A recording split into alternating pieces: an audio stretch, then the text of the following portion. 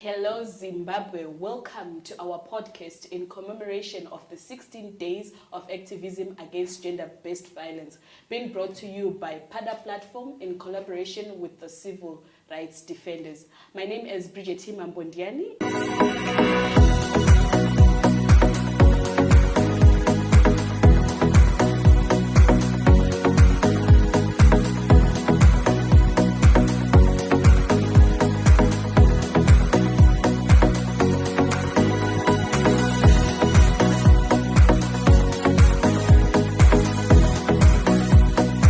Hello Zimbabwe, welcome to our fourth episode in commemoration of the 16 Days of Activism Against Gender-Based Violence. This program is being brought to you by PADA Platform in collaboration with the Civil Rights Defenders. My name is Bridget Mbondiani and I'm your host. Today I am being joined by Denise. Denise, may you please introduce yourself? Thank you so much, Bridget. So my name is Denise Nyaradzo Juma. I'm a fourth-year law student at the University of Zimbabwe. I am an aspiring human rights advocate and also an advocate for women and children. Interesting. We have the advocates in the house. Please don't kill us with legalese. Anyway, so Denise, legally, how would you explain gender-based violence? Okay, before I tap into legislation, basically gender-based violence is a pattern of violence towards a certain gender. As you said, it's gender-based violence. So it may be to the male or the females, but more prominently in Zimbabwe or the world over, you see that gender-based violence is violence against women. So we have your sexual harassment, we have your emotional abuse, we have physical abuse, we have mental abuse, psychological abuse, we have, then on the custom side, we have where we've got women being pledged for marriage, we've got genital mutilation, forced virginity testing, among all those things, yes.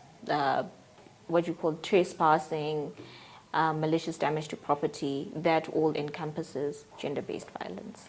Okay, such a mouthful there on the, the aspects of gender-based violence. Interesting. So let's, delve into it. Are there laws in Zimbabwe that speak to gender-based violence? Oh, of course there are. We have what we call the Gender-Based Violence Act. It was enacted, I think, in 2005, if I'm not being mistaken. So we've got Section 3 of that Act defines what gender-based violence is, and it's basically what I had said before. So that's where we have got your physical abuse, sexual abuse, your harassment, malicious damage to property, trespassing. Then it also then defines gender-based violence in context of the customs. That's your forced a virginity test, your genital mutations, you've got your pledging children for marriages and things like that. Yeah, and early child marriage as well. Okay, interesting. So you've mentioned the Gender-Based Violence Act, right? Mm-hmm. Is there anything in terms of the Constitution and perhaps the Criminal Law Code? The Constitution does not per se define gender-based violence on its own, but it does encompass that no person is supposed to be succumbing to torture, and there's supposed to be protection of human dignity and things like that. So it doesn't per se just define that, what gender-based violence is in that perspective, but it also just gives a rough sum up of gender-based violence, but it's not exactly specific.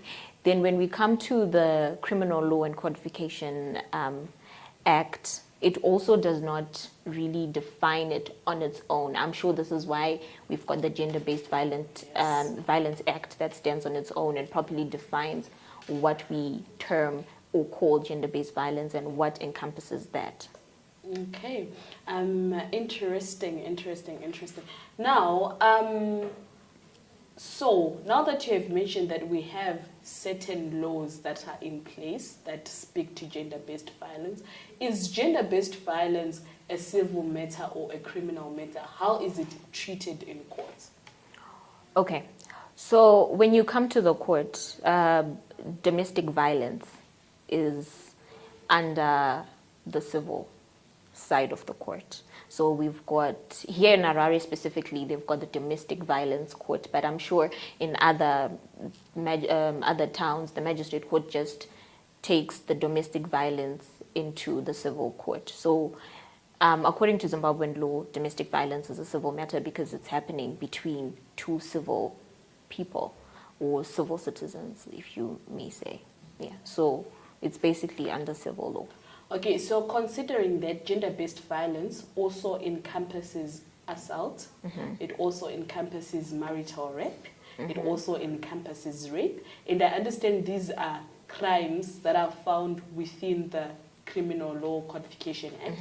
Does that then mean that gender-based violence ceases to be a civil matter and becomes a criminal matter? You know, when you're putting it in that context, because how the lawmakers have decided to define gender-based violence, there has to be a relationship or a correlation that has existed before, be it a marital relationship, be it a relationship between a mother and a child, or neighbors and stuff like that. So when it comes to criminal matters, it's really a very tricky situation, or there's a very thin line that exists when it comes to gender-based violence and how it can be defined as a civil and criminal matter. But I'm sure, and according to my understanding, what the basis of putting it under civil law was because of the relationship or the coexisting relationship that would have been there between the people that, you know, between the complainant and whoever, and the accused, yeah. Okay, interesting there. But to bring back issues, what is the procedure that one can take? I would like you to explain from the moment of approaching the police themselves up to the point whereby you now say your matter is now in court. All right. Once you go and report, of course, they're going to open a case and they are expected to arrest whoever is being accused of gender-based violence. So in the meantime, before you can both come to court, because you know you have to be in court in the next 48 hours, but a lot can happen in 48 hours.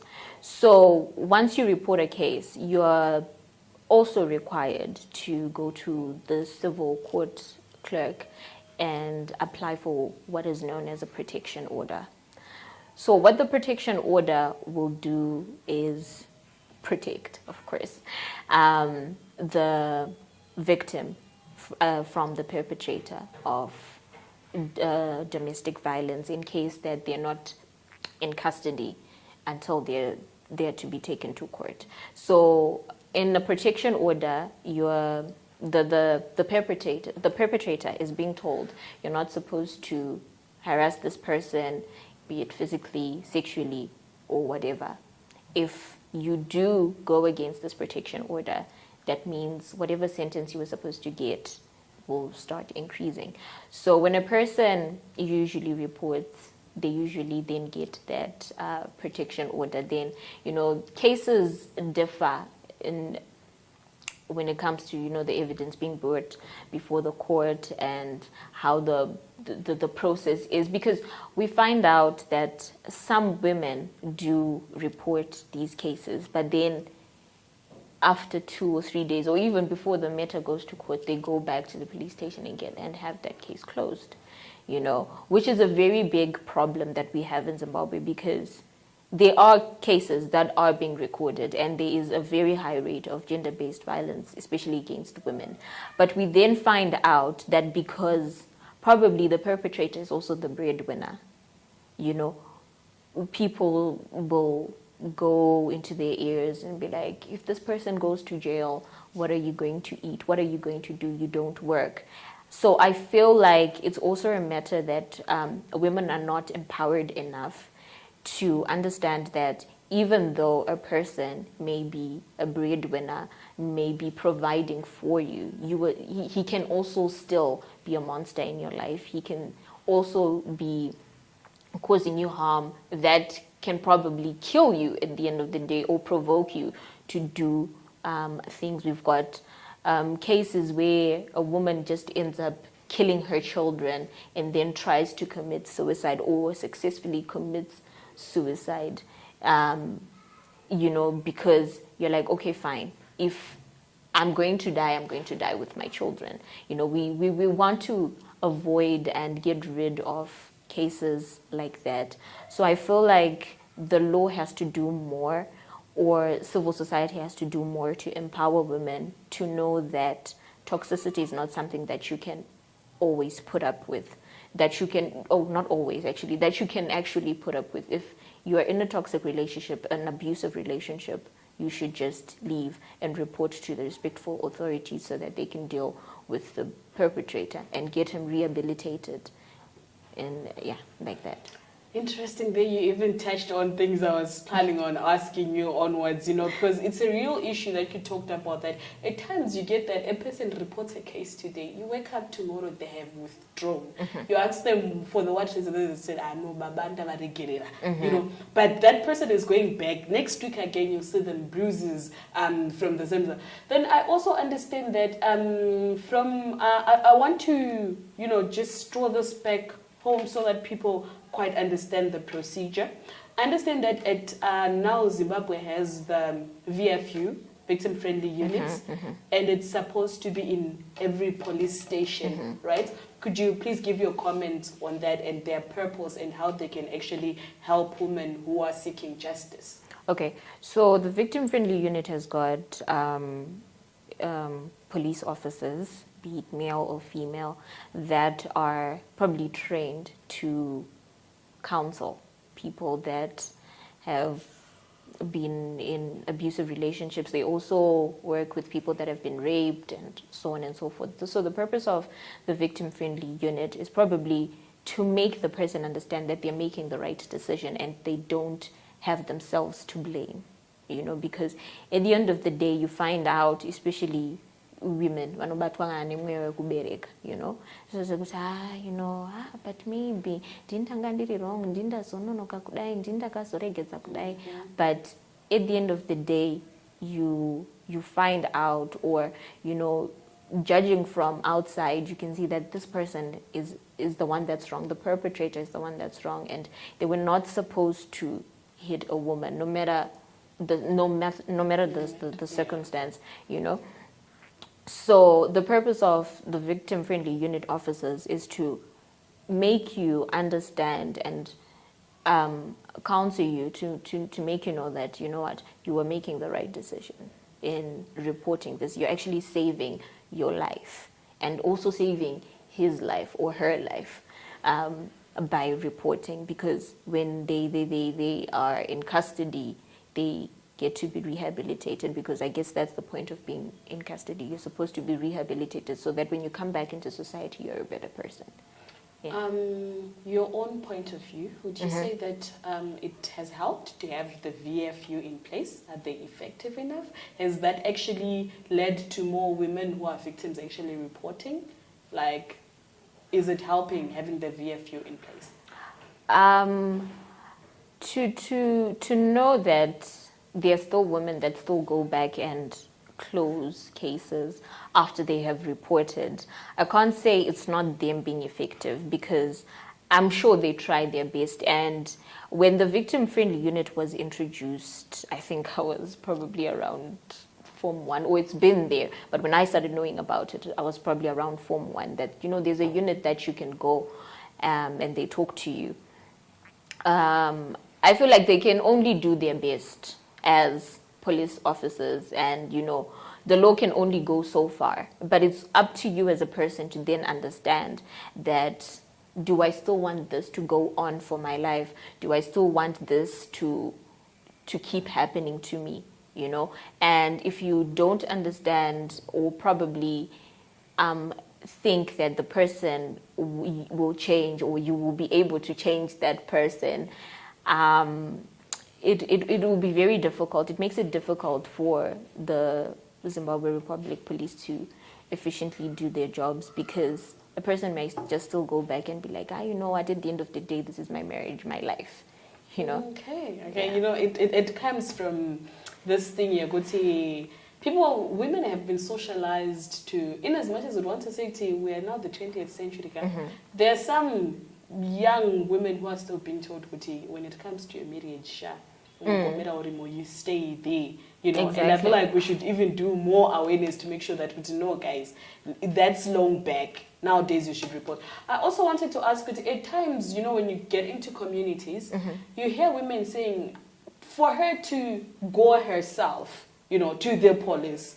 to tell the police that I'm a victim of GBV, can actually be quite a toil on them. So, do the police accept, for example, coming as a friend? Or can somebody else actually go and report another's case of gender-based violence? Well, according to the law, I feel like for a person to have their case reported by somebody else, it's not effective, and it's not enough for them to open a case. But I feel like it's a starting point, whereas they can probably investigate or ask around for them to be able to make an arrest. Because again, it then comes to personal choices. Does that person realize that, you know, staying in such a situation may end up with them losing their life, or their children's life, or pushing them to do things that they may not want to do, maybe stab their husbands to death, things like that, or even stab their wives to death, or things like that. So I feel like for a person to report on behalf of another person, it's not as effective for them to come and make an arrest. So it's not enough for them to come and make an arrest. But I feel like it's a starting point for them to know that something is happening to this person, and they have to, you know, investigate if they have to. Okay. Would you say that the justice system in Zimbabwe is effective enough in gender-based violence cases? Do we have enough precedents to actually sit here today and say, you know what, the litigation can actually help you? You know what, for the justice system to work, it's people have to know what their rights are. People have to be conscious of what laws or what rights they can flaunt, you know. But as it stands, I feel like it's an ignorance of law rather than the justice system not being effective, because the urban area ratio for domestic violence is probably not as much as the one that we have in the rurals. And I feel like for the rurals, it's lack of knowledge that then kills everything, you know. I was actually going to ask that. Do you feel that, like, people know enough pertaining to the justice system and gender-based violence? Has the government, first of all, done its mandate to make sure that there's information dissemination? And also, us as societies and communities, have we actually done enough to make sure that people are aware that, you know what, there are these laws, they can be applied this way, and you can get your justice? Okay, in terms of awareness, I feel like there's much that can be done, because, like I said, the Domestic Violence Act has been here since, but not a lot of people know about it, or know that, you know what, if you're being abused, you can go and get a protection order, peace order, whatever the case may be.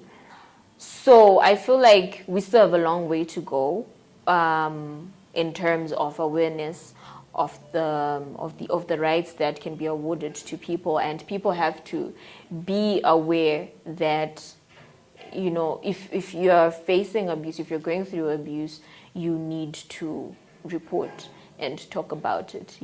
There's a song by a couple of artists. I think it's Amara Brown. We've got Freeman, Winky D, Ruda Rurovi. I'm sure people even dance to it without even listening to the lyrics. It's a form of a campaign, but are we actually listening to what they're saying and the information that is being given? The helplines that you can call if this happens, and are there enough police officers being deployed, or is the civic society also doing enough in terms of campaigns in those underprivileged areas, or things like that? Okay, so I also understand that Zimbabwe recently went into negotiations with other countries pertaining to laws related to sexual harassment, especially in the workplaces. Can you give a comment pertaining to the sexual harassment laws currently in Zimbabwe? Okay. When it comes to sexual harassment, I feel like these laws just exist, and sexual harassment is very, very, very pertinent in the work areas. We've got a recent case. It's not as recent, but we have the managing director of the ZBC case, where he said, for you to be transferred, you have to go to bed with me, things like that. So we've got these bosses in high positions, right, who are taking advantages of their employees, and nothing is being done to do away with that, or to have these people behind bars. And things that spread on social media, you find out that people still comment that, how do you know that these people were not in a relationship? Yeah. It's things like that actually draw us back, because you get to find out that it's the fellow women that are like, what,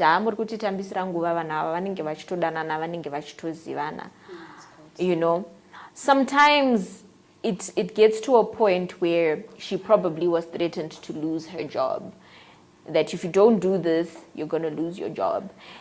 And the justice system, yes, you may report, as of now, the person is now being investigated, but they're probably still just living their lives and doing whatever they can. But the trauma that this lady is going to deal with, the name shaming she already went through, and all that, the mental turmoil that she's going through because of the situation that she had gone through. We don't know how long it has been going on for. And I feel like it's high time that once a person is abused in the workplace, they should actually report, no matter how big the person is. People can say whatever they want to say, but abuse or gender-based violence is actually something that can affect you for the rest of your life. And we have people that then become suicidal after, being abused for so long, because they can't deal with the shame, they can't deal with the embarrassment, so they just turn to ending their lives. So how many more lives do we have to lose before we get to understand that gender-based violence is a monster that's living among us that needs to be chased away? Okay, as we wrap up, what would you say could be done? How can we empower young women to actually, use litigation for them to get justice against gender-based violence?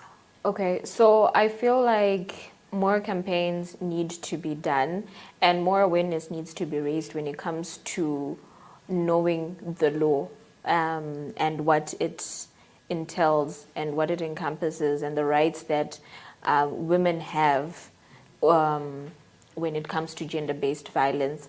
And above all, the law is free and fair for all, right? So, and everyone is supposed to be granted access to receive justice. So women are advised, and I would advise women that whether you're in school, whether you're at home or in the workplace, don't be afraid to report, no matter the circumstances, you know. Even if you're afraid to lose your job, that's why the law is there. Administrative law will protect you, that, you know, no one can get fired after they are actually sexually harassed at work, but rather the perpetrator is actually the one who's supposed to get relieved from their duties. So I feel like women and children need to be empowered more to be able to report that they're going through gender-based violence, that they're being abused in school, that they're being abused at home, that they're being abused at workplaces. Yeah. Okay, any last remarks on that note? I would say that gender-based violence is a danger to everyone, but women especially. And we need to do more as a country to protect our women and children against gender-based violence. We need to stop the early marriages, let children go to school, let them achieve their dreams, and let women be empowered, allow them to go to work, allow them to do things for themselves, you know. And if you love somebody, you will keep your hands to yourself, or you will not throw barricades of words to them as a form to show your masculinity. I don't believe that masculinity is supposed to be shown by hitting a woman or by harassing a woman or by sexually abusing a woman. Yeah. Very, very interesting. It was very, very good having you here. Thank you for the legal enlightenment, Denise. This is from us, Pada Platform. Thank you.